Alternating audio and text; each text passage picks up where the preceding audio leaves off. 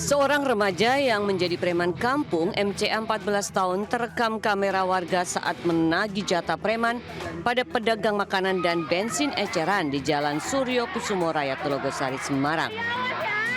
Pelaku meminta jatah sebesar Rp100.000 sebagai setoran keamanan. Karena tak diberi, pelaku pulang untuk mengambil senjata tajam lalu kembali datang dan melakukan penganiayaan. Akibatnya korban menderita luka di bagian kepala. Hasil pemeriksaan, pelaku sudah 5 kali beraksi atas perintah orang tuanya yang juga preman. Terkait uang keamanan yang diminta oleh saudara Chandra dan ADM ini. Kemudian terjadilah cekcok di situ. Kemudian saudara M ini pulang ke rumah mengambil sajam dan setelahnya terjadi penganiayaan. Pelaku dijerat pasal tentang penganiayaan dan terancam hukuman 5 tahun penjara. Polisi juga masih mendalami dugaan pemerasan yang dilakukan ayah pelaku dengan meminta keterangan saksi. Dari Semarang, Jawa Tengah, Kristadi, Anyus melaporkan.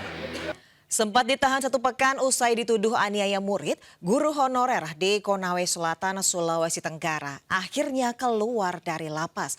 Penahanannya ditangguhkan atas permintaan keluarga.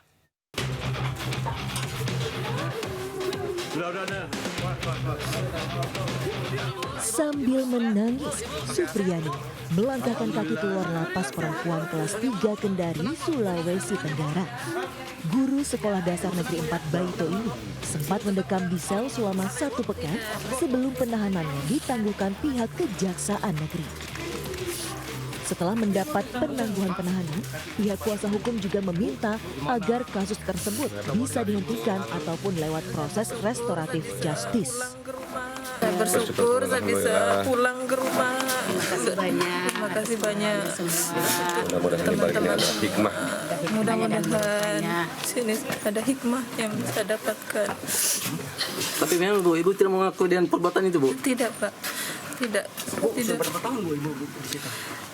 Mengajar. Setelah masa honor sudah 15 tahun. Masuk 16.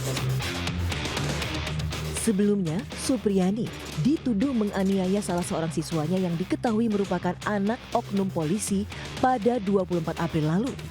Atas tuduhan tersebut, pihak sekolah merasa keberatan dan menilai proses penahanan itu sangat janggal. Setelah keluar dari lapas, Supriyani rencananya akan langsung pulang ke kampung halamannya. Tim kuasa hukum dan PGRI pun berjanji akan terus mengawal kasus ini agar Supriyani bisa dibebaskan dan bisa kembali mengajar seperti semula. Dari Kota Kendari, Sulawesi Tenggara, Febriono Tameng, iNews melaporkan. Pemirsa, penggalangan donasi untuk Agus Salim, korban penyiraman air keras, berujung polemik.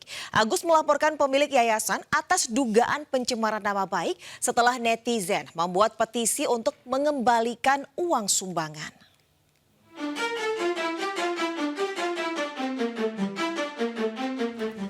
Donasi senilai 1,4 miliar untuk Agus Salim, korban penyiraman air keras yang digalang konten kreator Pratiwi Novianti, menuai polemik.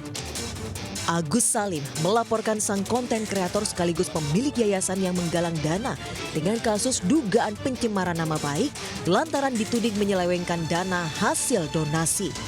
Di media sosial muncul gerakan petisi yang meminta Agus mengembalikan uang hasil donasi. Hingga Rabu pagi petisi itu sudah ditandatangani lebih dari 100.000 orang. Dalam petisi itu banyak warganet yang menyatakan kekecewaannya dan menyebut hasil donasi yang diterima Agus tidak dipergunakan dengan semestinya. Padahal uang hasil donasi tersebut diperuntukkan untuk biaya pengobatan. Donasi terlapor melalui sebuah podcast, ya. Di podcast itu diumumkan adanya donasi yang bisa dilakukan, dikirimkan ke rekening terlapor.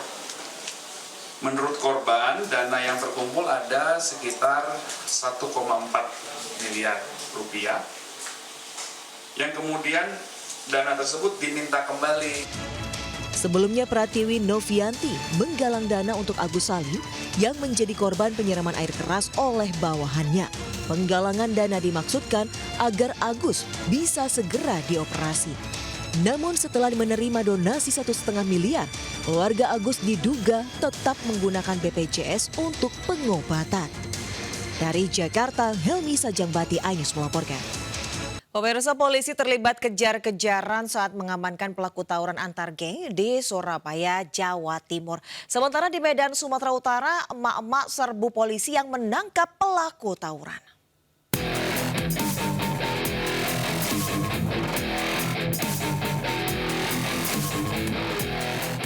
Aksi kejar-kejaran terjadi antara aparat kepolisian dari tim Respati Satsamapta Polrestabes Surabaya dengan sejumlah pelaku tawuran di Kapasari, Surabaya, Jawa Timur. Polisi berhasil mengamankan 3 remaja anggota gangster. Hasil pemeriksaan sementara, para remaja tersebut menggelar aksi tawuran hanya untuk membuat konten di media sosial. Polisi juga menyita senjata tajam jenis celurit, ikat pinggang, dan ponsel yang digunakan untuk membuat konten. Melaksanakan kegiatan patroli, menemukan beberapa pemuda yang ada di Jalan Kapasari. Kemudian oleh petugas, pemuda tersebut diperiksa dan digeledah, ditemukan sebuah tajam dan di HP para pemuda tersebut ditemukan konten. Para pelaku kemudian diserahkan ke tahanan khusus anak. Sementara untuk menciptakan rasa aman, Polrestabes Surabaya akan terus melakukan razia kelompok remaja yang kerap melakukan tawuran. Dari Surabaya, Jawa Timur, Nur Syafi'i, iNews melaporkan.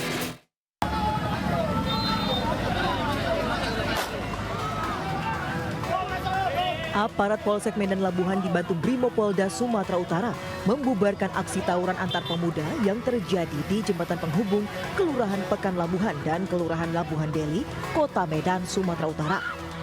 Polisi terpaksa melepaskan tembakan peringatan hingga membuat kedua kubu yang bertikai kocar-kacir. Namun saat menangkap para pelaku tawuran, sejumlah mak-mak mengepung hingga terjadi adu mulut dan tarik-menarik dengan polisi. Diduga aksi tawuran yang sudah sepekan terjadi ini dipicu dendam lama. Antara pemuda yang Panejo dan pemuda Pekan Labuhan. Tapi alhamdulillah malam ini bersama dengan pihak Kapolsek dan Brimob yang dibinakan Kapolsek sudah kita bersihkan suasana. Aksi tawuran berhenti setelah petugas melepas pelaku tawuran yang sempat ditangkap. Polisi juga telah mengamankan senjata tajam serta melakukan penjagaan mengantisipasi aksi serupa. Dari Medan, Sumatera Utara, Yuda Pahar, iNews melaporkan. Pemirsa, dinding ruang kelas Pondok Pesantren Darut Tauhid Jambur Padang Matinggi ambruk hingga santri panik menyelamatkan diri. Fondasi bangunan yang lapuk diduga memicu runtuhnya bangunan.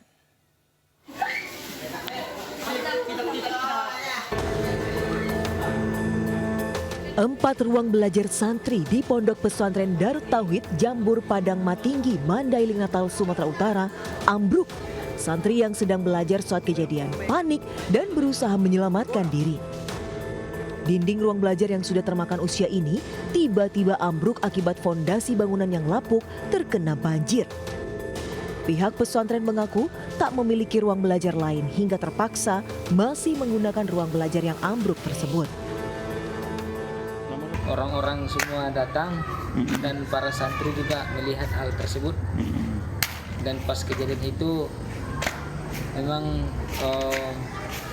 mengherankan lah, mengagetkan semua orang. Ini sebagian masih dipakai, Bang.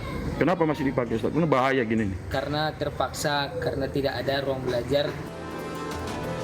Ponpes Darut Tauhid berharap bantuan dari pemerintah setempat agar ruang kelas segera diperbaiki dan santri dapat belajar dengan rasa aman tanpa khawatir bangunan ambruk. Dari Madinah, Sumatera Utara, Ahmad Hussein Lubis, iNews melaporkan. Sementara itu akibat jalan rusak, truk pengangkut hasil bumi terguling di Jalan Lingkar Selatan Cilegon, Banten. Seluruh muatan tumpah ke jalanan hingga mengganggu lalu lintas.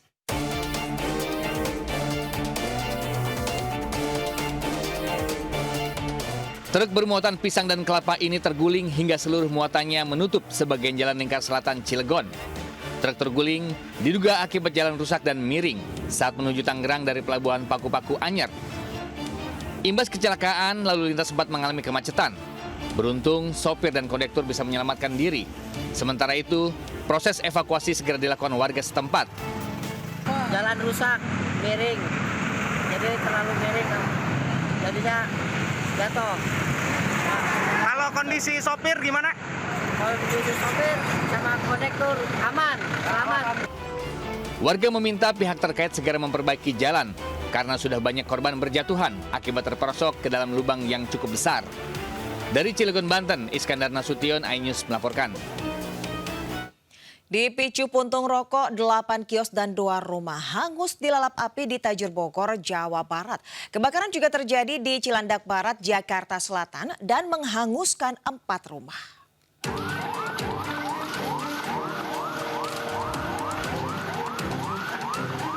Api cepat merembet dan menghanguskan 8 kios di Jalan Raya Tajur, Kota Bogor. Bahkan api sempat menjalar ke 2 bangunan di sebelahnya serta melalap 4 motor. Banyaknya bahan mudah terbakar membuat api sulit dikendalikan. Belasan unit mobil pemadam serta puluhan petugas sempat kewalahan memadamkan api. Namun setelah 1 jam lebih, amukan si jago merah bisa dikendalikan. Diduga percikan api pertama kali muncul dari limbah kayu dan karet ban yang diduga terbakar akibat puntung rokok. Meski tidak ada korban jiwa, kerugian ditaksir mencapai ratusan juta rupiah.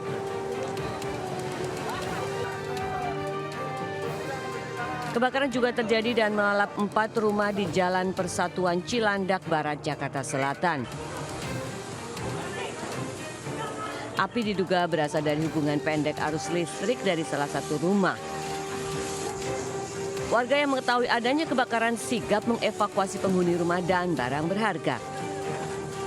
Sementara petugas damkar dengan cepat melokalisir api agar tidak terjadi perambatan ke bangunan lain.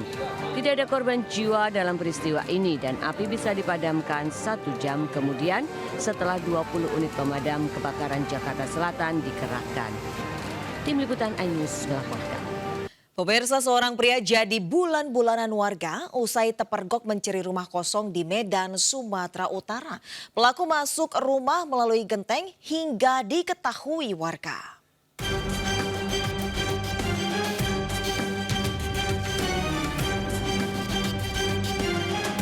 Pelaku pencurian tertangkap warga saat beraksi di salah satu rumah kosong di Jalan Sai Petani, Medan, Sumatera Utara. Pelaku yang beraksi seorang diri kepergok warga saat hendak keluar melalui genteng. Pelaku yang sempat kabur sejauh 100 meter namun tertangkap warga yang mengejarnya. Sejumlah warga yang geram pun nyaris menghakimi pelaku hingga akhirnya pelaku diikat sambil menunggu petugas kepolisian. Dia udah keluar dari genteng tuh, terus ya kami amankan lah, dia mau lari, cuman kami amankan, kami tangkap kakinya supaya dia nggak bisa lari gitu. Di sini tadi, sini lah dia dapat. Dia ngakunya pas tadi udah diamankan dipaksa ngaku katanya dia memang mau balik.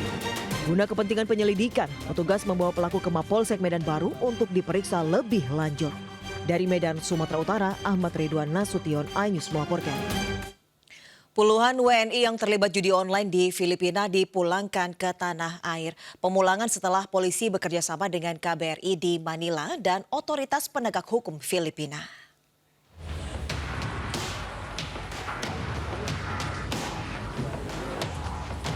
Sebanyak 35 warga Indonesia yang menjadi pekerja judi online dan online scamming di Filipina Rabu dini hari tiba di Terminal 2 Bandara Internasional Soekarno-Hatta, Tangerang, Banten.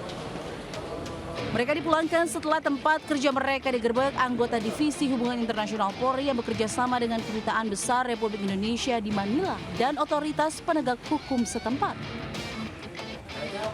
Penggerbekan menyusul pengumuman Presiden Filipina Ferdinand Marcos Jr. yang memerintahkan penghentian operasional judi online yang diduga banyak memperkerjakan warga Indonesia. Dari data Kedutaan Besar RI dan Divisi Hubungan Internasional Polri, sejak 2020 ada 4.730 WNI yang bekerja sebagai operator online scamming dan judi online di Filipina, Malaysia, Myanmar, Laos, Thailand, dan Kamboja. Pihak Kemenlu mengimbau warga Indonesia untuk lebih selektif memilih pekerjaan dan tidak tergiur hanya dengan iming-iming gaji tinggi. Dari Tangerang, Banten, Hasnugara, iNews melaporkan.